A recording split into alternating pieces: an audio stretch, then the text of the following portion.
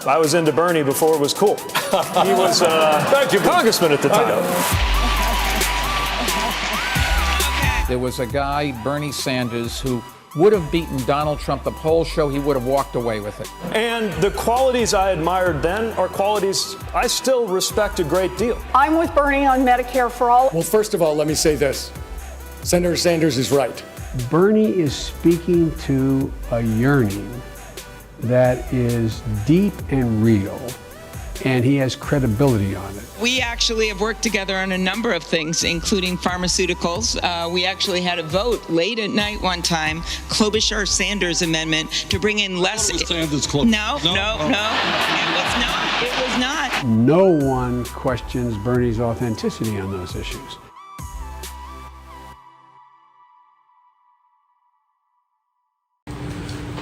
What this campaign, I think, is increasingly about is which side are you on? Our campaign is unprecedented because there has never been a campaign in recent history that has taken on the entire corporate establishment. And I'm talking about Wall Street, and I'm talking about the insurance companies and the drug companies and the fossil fuel industry. There has been never a campaign in recent history which has taken on the entire political establishment. And that is an establishment which is working frantically to try to defeat us. And there's not been a campaign, I think, that has been having to deal with the kind of venom we're seeing from some in the corporate media. As we come into the last several months of this campaign, what I hope very much is that what we can focus on is an issue-oriented campaign which deals with the concerns of the American people. Joe Biden is somebody I have known for many years. I like Joe. I think he's a very decent human being. Joe and I have a very different voting record. Joe and I have a very different vision for the future of this country. And Joe and I are running very different campaigns. And my hope is that in the coming months, we will be able to debate and discuss the very significant differences that we have. Joe is running a campaign which is obviously heavily supported by the corporate establishment. At last count, he has received funding from at least 60 billionaires. 60 billionaires.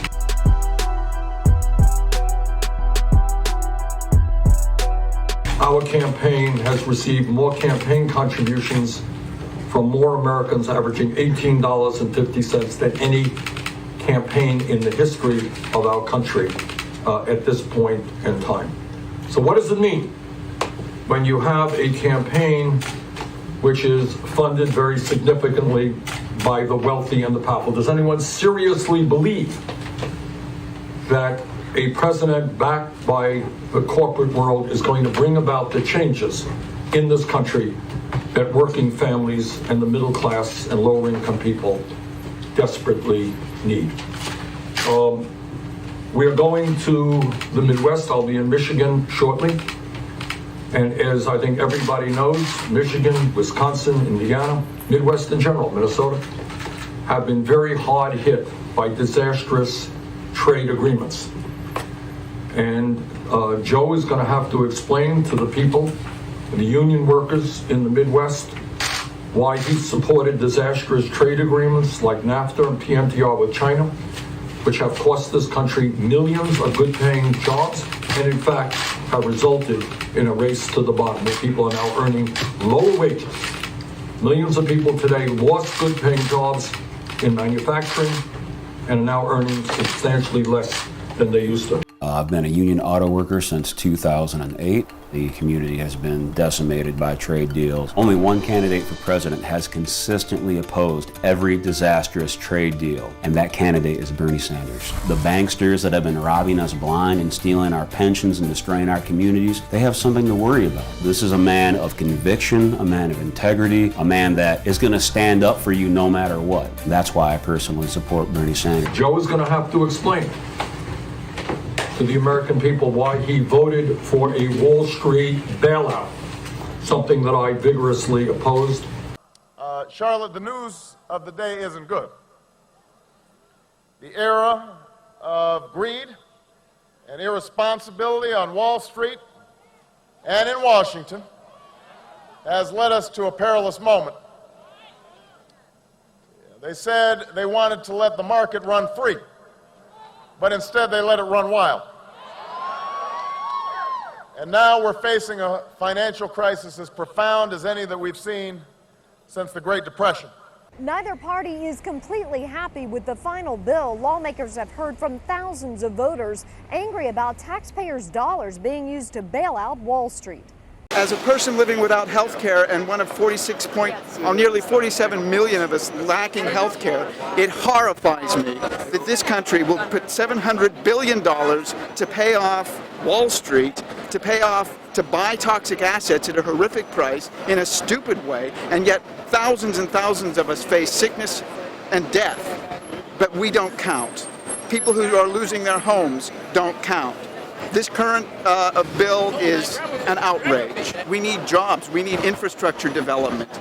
We need the types of things that will prevent Wall Street from capitalizing, leveraging themselves to death on our backs. Their errors should not cause us greater suffering. And if this package goes through, the way I look at it, they've just mortgaged our future. They've foreclosed our future. What we want, is a real recovery plan for Main Street, not Wall Street.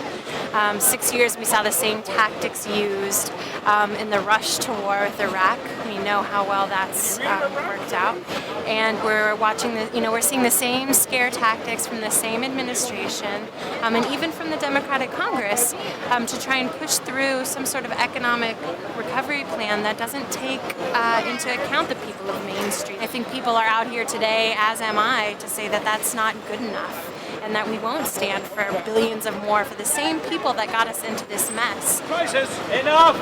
There's a crisis! Crisis! The sky's falling! The sky's falling! The sky's falling! The sky's falling! I'm ready! I'm ready! I'm not looking at you! You're not ready! Leave her alone! Hey, officer, your job will be next! The left and the mainstream voice have collided a bit in this moment, because as activists we often feel like we're very much in the fringe and that we're saying radical things, but actually we're not saying anything radical at all, and this is a kind of, I think that the average American is in a moment of panic and wonder and fear about what's going on, so we took responsibility to make a public statement today for actually the mainstream voice. It's not the radical voice. I think that most people in this country would agree that Wall Street is acting completely irresponsibly to the detriment of our own pockets and our own welfare. Today, senators wanted to make sure bailout funds won't be used for one thing: fat bonuses for bank executives. Goldman Sachs and Morgan Stanley have each reportedly set aside more than $6 billion for end-of-year bonuses. The bankers promise it's a different pool of money from the taxpayer funds. Wells Fargo doesn't need the government investment to pay for bonuses or compensation. It flies in the face of reality that you can somehow draw these bright lines between public monies and private monies and retained earnings when it comes to some of these issues. In the Oval Office today, the president blasted Wall Street bankers for taking billions of dollars in bonuses while pleading for a bailout to keep them afloat. At a time when most of these institutions were teetering on collapse and they are asking for taxpayers to help sustain them, that is the height of irresponsibility. It is shameful. The president told advisors the anger rose straight from his gut as he read reports that New York City securities industry employees got more than $18 billion in bonuses in 2008, the sixth highest total on record. It's about the same amount they got in 2004, but then Wall Street was flying high. Now they're getting fat bonuses while millions of Americans are watching their nest eggs evaporate. We all know about TARP, the Troubled Asset Relief Program, where $700 billion taxpayer dollars went to bail out the banks in 2008. That money was scrutinized by Congress and the media. But it turns out that $700 billion is just a small part of a much larger pool of money that has gone into propping up our nation's financial system. And most of that taxpayer money hasn't had much public scrutiny at all. According to a team at Bloomberg News, at one point last year, the U.S. had lent, spent, or guaranteed as much as $12.8 trillion to rescue the economy. That's trillion with a T. The Bloomberg reporters have been following that money, and I sat down with one of them, Bob Ivry, to talk about the true cost to the taxpayer of the Wall Street bailout. Over the past few years, you've been looking into the money, not just the TARP money, but this whole other cauldron of money that a lot of people aren't aware of. Tell me about what started the conversation about looking at this other pot of money. Well, we about the time of the big meltdown, which was September and October of 2008, we were covering things on a day-to-day basis and said, well, what can we do to show the big picture here? We took one of those whiteboards and just started writing all the programs down and how much money was going out and how much money was being guaranteed to the banks. So we decided that we tally up all the emergency programs, all the lending programs from all over the government, and what we came up with $12.8 trillion, and that was compared to $700 billion. It dwarfed TARP. TARP is something that really needs scrutiny, no doubt. But when you talk about how small TARP is compared to the overall commitment of taxpayer money, it's really, really tiny. So let me just reiterate, $700 billion for TARP, yes, $12.8 trillion in yes, everything else. Yeah. Joe is going to have to explain to the American people who are so tired of endless wars which have cost us too many lives, destabilized many regions around the world, have cost us trillions of dollars, why he was a leader in getting us involved in the war in Iraq. Contrary to what some in my party might think, Iraq was a problem that had to be dealt with. Weapons of mass destruction. Weapons of mass destruction. Weapons of mass destruction. Weapons of mass destruction. We thought he had weapons of mass destruction. It turns out he didn't, but I never believed what Cheney and Bush said about Iraq. I'm an Iraq veteran. I shipped to Iraq exactly 6 days after the war started. As a veteran, I didn't see a lot of Trump children or other rich kids in the military. The military is all people from middle class and lower middle class backgrounds. Those are the people that go to fight the wars. I remember all the ginning up towards the war in Iraq, and I see the same thing now.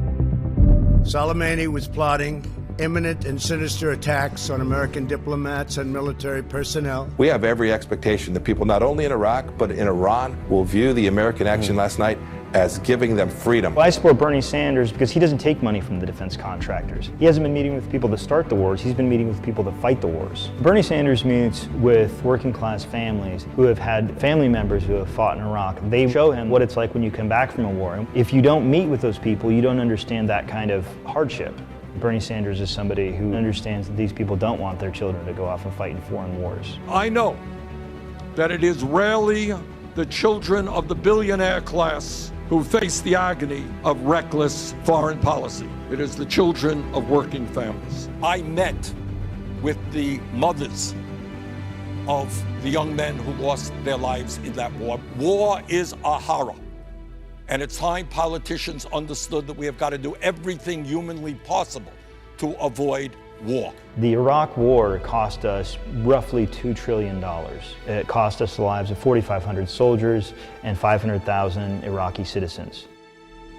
Donald Trump has fundamentally broken his two most important promises to the middle class. He promised to help the middle class with jobs, and he promised to keep us out of foreign wars. In his time in office so far, he has cut taxes for the rich and put us on a path to war with one of the most powerful countries in the Middle East. We need steady leadership that's going to repair our international relations. Bernie Sanders has always had the same view. When he gets into office, he's not going to all of a sudden change and decide, oh, I like wars all of a sudden. We know where he stands on wars because he stood the same way he's always stood on the wars. A preemptive war against Iraq would be a terrible mistake. That is the definition of steady leadership. At a time when half of our people are living paycheck to paycheck and struggling to make ends meet, Joe is going to have to explain to the American people why he voted for a disastrous bankruptcy bill, which benefited the credit card companies. Joe Biden backed bills to make it harder for Americans to reduce their student debt. David Sirota joins us now from the studios of Denver Open Media in Denver, Colorado. Hi, David. Just lay out Joe Biden's record on student debt and then go beyond. Joe Biden has been working on bankruptcy legislation for the last 3 decades. He got into the Senate in the 1970s. He was on the Judiciary Committee. There began to be a push in the 1970s to reduce courts' ability to lower student debt in bankruptcy court. Starting in the 1970s. It started with government loans. There was a push in the 1970s to say that students would have to wait 5 years from graduating to be able to seek bankruptcy protections for their government loans. That was a bill that Joe Biden helped craft. He was on the conference committee.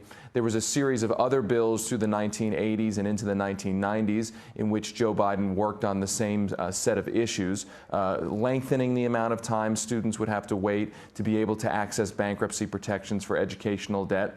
And then, as you noted, into the late 1990s and the 2000s, there was this push by Biden. He was a key Democrat pushing the bankruptcy bill that was ultimately signed by President George W. Bush that eliminated the ability of most Americans to seek bankruptcy protections not only for their government loans, but also for their private student loans. So that was a big objective of the private lenders. At the time, over his career, Joe Biden has raised about $2 million from the financial sector while he's been sculpting these bills. And again, he played the key role throughout the last 3 decades in the Democratic Party, really in Congress, pushing these bills. Elizabeth Warren issued a paper when she wasn't in the Senate, when she was a professor, talking about how pivotal Joe Biden was in pushing these laws to, again, make it more difficult for students to reduce their student debt when they are in bankruptcy court. It really puts a prohibition on the judges themselves, saying you really can't lower student debt like you can most other forms of debt when you are in bankruptcy court. Joe is going to have to explain to people all over this country why he was on the floor of the Senate time and time again talking about the need not only to cut Social Security, but Medicare, Medicaid, and veterans programs. How does that happen? Why would a Democrat talk about cutting Social Security, Medicare, Medicaid, and veterans programs? When I argued that we should freeze federal spending, I meant Social Security as well. I meant Medicare and Medicaid. I meant veterans benefits. I meant every single solitary thing in the government. And I not only tried it once, I tried it twice, I tried it a 3rd time, and I tried it a 4th time. Well, we've got some bad news for them. We are not going to cut Social Security. We're going to expand benefits. Joe and I have a very different opinion with regarding health care.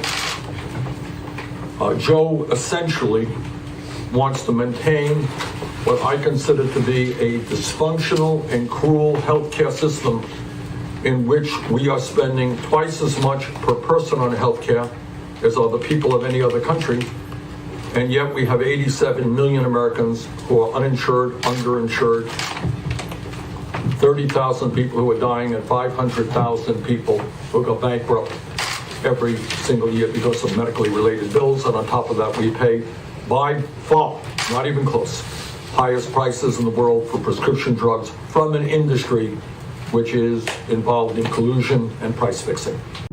My son was dying. My son was, undiagnosed. He was only 3 years old. Collection agencies found out we did not have insurance because my husband had lost his job days before. They came into the room wanting to know how we were going to pay, wanting credit cards. There's no way out for us. I mean, other than you, Bernie.